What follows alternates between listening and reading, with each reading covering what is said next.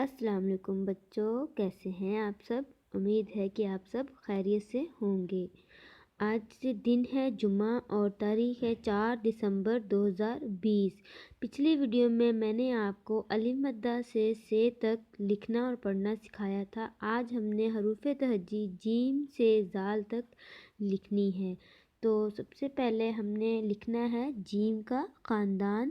جیم کے خاندان میں سب سے پہلے ہم نے جیم رائٹ کرنا ہے۔ جیم لکھنے کے لیے آپ نے پہلی لائن سے یہاں سے آپ نے اس طرح سے لائن لگانی ہے۔ یہاں پر سیدھی اس طرح سے لائن لگائیں گے آپ، اور اس کے بعد آپ نے یہاں سے اس طرح سے سلانٹنگ لائن لگاتے ہوئے یہاں تک لے کے آنا ہے۔ یہاں سے پھر آپ نے اس کو گول کر دینا ہے۔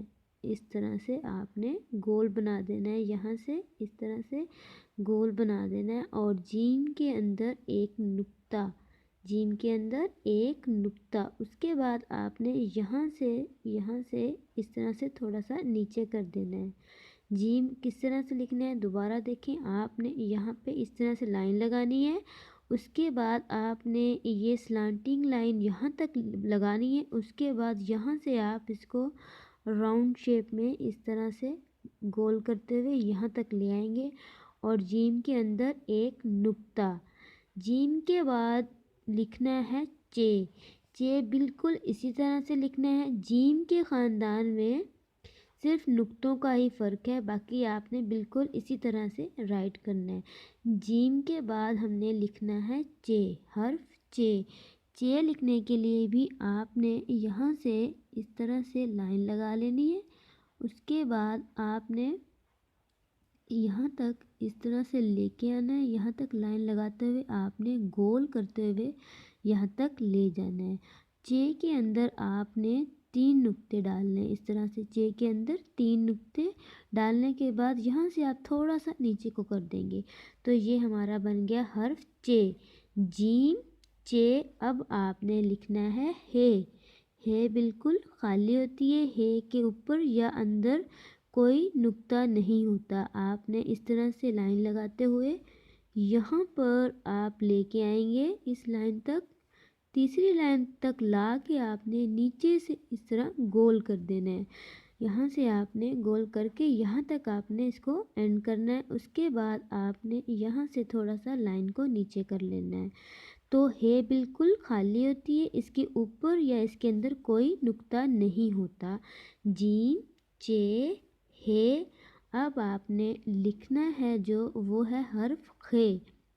خے بالکل اسی طرح سے رائٹ کرنا ہے۔ آپ نے یوں لائن لگانی ہے، لائن لگا کے آپ نے اس طرح سے یہاں تک لا کے اس کو گول کر کے یہاں پہ آپ نے رک جانا ہے، اور خے کے اوپر ہوتا ہے ایک نقطہ۔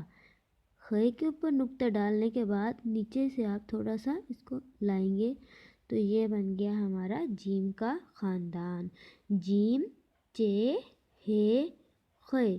اب آپ نے لکھنا ہے دال کا خاندان۔